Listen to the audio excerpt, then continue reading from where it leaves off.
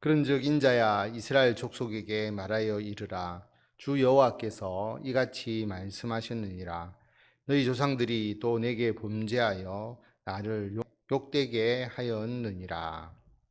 하나님께서 이스라엘 백성들에게 들려주시는 말씀이 계속 이어지고 있습니다.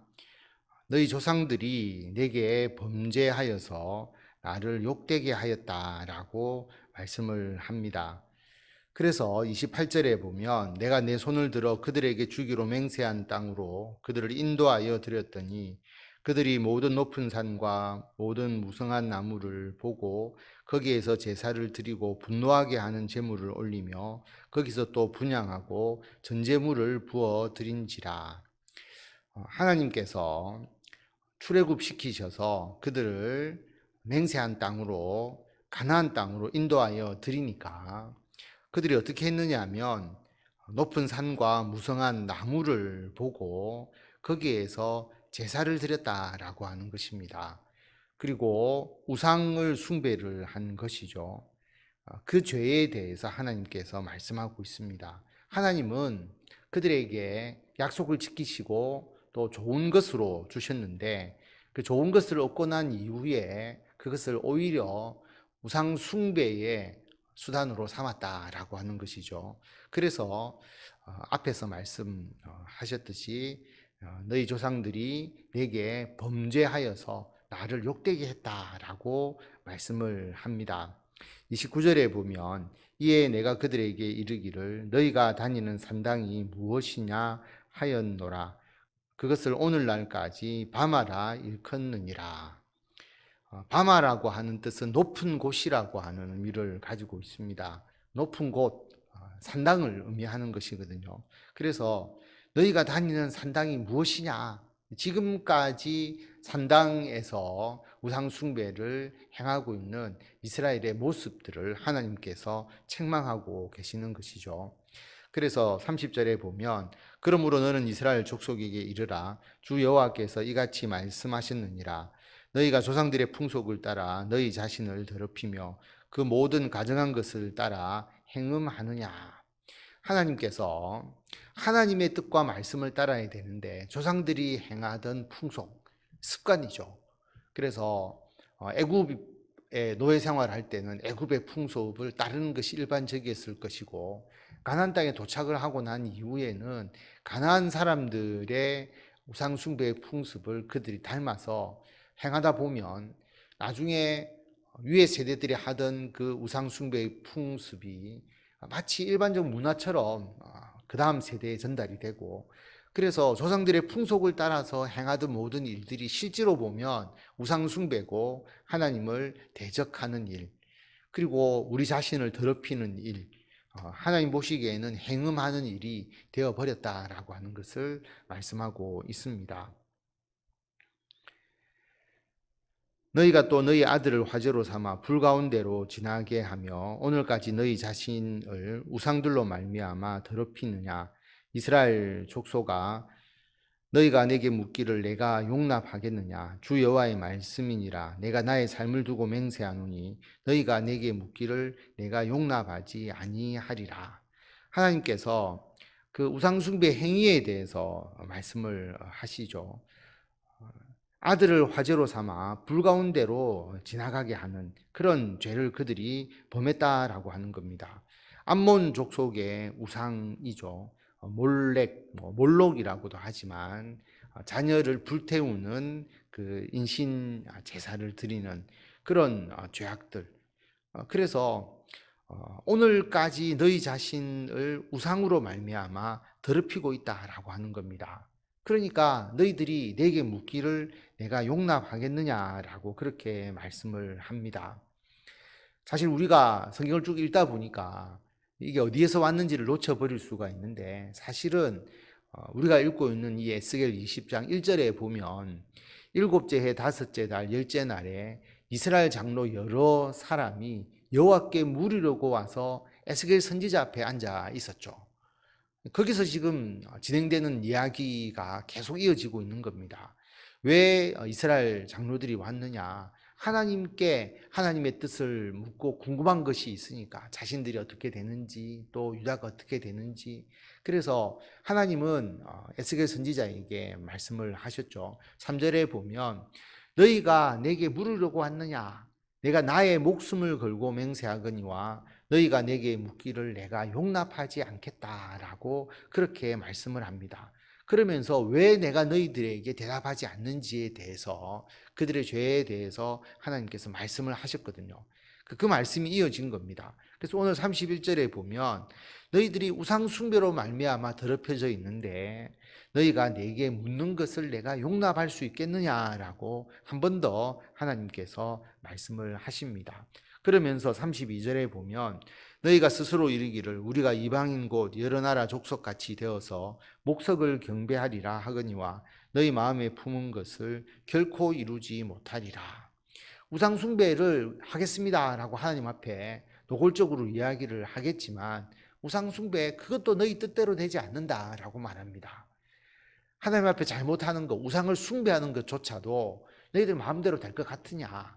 하나님이 못하게 하시죠. 왜냐하면 하나님께서 그들을 징벌하시고 그들의 죄에 대해서 경책하시니까 그것조차도 자기들 마음대로 할 수가 없는 이스라엘 백성임을 말씀하고 있습니다. 33절에 보면 주 여호와의 말씀이니라 내가 나의 삶을 두고 맹세하노니 내가 능한 손과 편 팔로 분노를 쏟아 너희를 반드시 다스릴지라. 하나님께서 그들에게 분노를 쏟아서 그들의 우상에 대해서 그리고 죄악에 대해서 하나님께서 징벌하심으로 결국 그들은 하나님 앞에 무릎 꿇을 수밖에 없다라고 하는 것이죠. 34절 능한 손과 편팔로 분노를 쏟아 너희를 여러 나라에서 나오게 하며 너희의 흩어진 여러 지방에서 모아내고 하나님께서 그들을 심판하실 뿐만 아니라 심판하기 위해서 그들을 여러 나라로 흩으신다라고 앞에서 말씀을 드렸죠. 그래서 북이스라엘은 아수르에 의해서 멸망을 당해서 흩어지고 남유다는 바벨론에 의해서 멸망당해서 바벨론 포로로 끌려가고 각 이방 나라에 흩어지는 일들이 있지만 하나님께서 결국은 포로에서 해방시켜 주실 것이다 라고 그렇게 말씀을 합니다. 포로에서 해방시켜 준다라고 하니까 그럼 우리는 이제 괜찮겠네. 좀 있으면 우리가 다시 고국으로 돌아가서 편안하게 살겠네라고 착각할 수 있기 때문에 하나님께서 그들에 대해서 이렇게 말씀을 하시죠. 여러 나라에서 나오게 하고 흩어진 지방에서 모아내어서 포로 해방을 시켜 주시지만 35절에 보면 너희를 인도하여 여러 나라 광야에 이르러 거기에서 너희를 대면하여 심판하되 내가 애굽 땅 광야에서 너희 조상들을 심판한 것 같이 너희를 심판하리라. 주 여호와의 말씀이니라. 포로에서 해방되어 오고 난 후에 이스라엘에 가서 편안하게 사는 게 아니라 너희들이 광야에서 내가 너희를 대면하여 심판하겠다. 출애굽을 했지만 바로 가나안 땅에 들어가지 않고 40년간 광야 생활한 것처럼 내가 너희들을 광야에서 심판할 것이다 라고 말씀을 합니다. 실제로 포로 해방이 되고 난 이후에 바로 어떤 광야에서 예전에 출애굽할 때처럼 그런 생활을 한 적이 있는 것이 아니죠. 그렇게 하지 않습니다. 이것을 어떤 의미냐 하면 포로 해방이 곧 이스라엘 나라가 회복되고 예전처럼 어떤 영화를 누리는 것처럼 생각할 수 있기 때문에 그게 아니라 포로 해방이 되어도 너희들에게는 광야와 같은 시련들이 있을 것이다. 하나님의 연단과 심판은 계속된다라고 하는 것이죠. 그래서 36절에 보면 내가 애굽 땅 광야에서 너희 조상들을 심판한 것처럼 그들의 죄를 깨닫게 해주시는 것이죠. 그래서 내가 너희를 심판하겠다. 그들을 하나님께서 징벌을 통해서 바로 세우는 하나님의 손길이 그들에게 임할 것이다 라고 말씀을 합니다. 그러나 단순한 징벌은 아니죠. 37절에 보면 내가 너희를 막대기 아래로 지나가게 하며 언약의 줄로 매려니와 하나님이 붙잡아 주신다라고 하는 겁니다. 막대기 아래로 양떼를 보내면서 숫자를 세거든요. 한 마리, 두 마리. 그것처럼 한 사람도 하나님께서 놓치지 아니하시고 하나님의 돌보심 하에 두고 하나님과의 관계를 끊을 수 없도록 언약의 줄로 맬 것이다라고 약속합니다. 너희 가운데에서 반역하는 자와 내게 범죄하는 자를 모두 제하여 버릴지라. 그들을 그 머물러 살던 땅에서는 나오게 하여도 이스라엘 땅에는 들어가지 못하게 하리니 너희가 나는 여호와인 줄을 알리라. 그러나 하나님 앞에 반역하고 범죄하는 자는 제하여 버림을 당한다, 받는다라고 하는 것입니다. 그래서 심판이라는 것은 하나님의 보호와 은총 가운데 있는 자와 그렇지 못한 자가 나누어지는 거잖아요. 어떤 자가 그렇게 되느냐? 반역하는 자, 범죄하는 자, 우상 숭배하는 자, 하나님을 대적하는 자는 포로에서 해방될 수 있을지는 모르지만 이스라엘 땅에는 들어가지 못한다. 이스라엘 땅에 들어가지 못한다는 그 영적인 의미는 하나님의 은총과 하나님의 복을 받아 누리지 못한다라고 하는 그러한 의미입니다. 39절 말씀을 보면 주 여호와께서 이같이 말씀하셨느니라. 이스라엘 족속아, 너희가 내 말을 듣지 아니하려거든 가서 각각 그 우상을 섬기라. 그렇게 하려거든 이후에 다시는 너희 예물과 너희 우상들로 내 거룩한 이름을 더럽히지 말지니라. 하나님께서 너희가 아예 하나님 말씀 듣지 않으려면 우상을 섬기라라고 그렇게 말씀합니다. 여러분, 반어적 표현이죠. 실제로 우상을 섬기라는 뜻은 아니지 않습니까? 나를 섬기지 않으려고 한다면 우상을 섬겨라. 하나님을 섬긴다고 하면서 우상을 섬기니까 하나님의 이름도 더럽혀지고 너희들도 더럽혀지는 거 아니냐.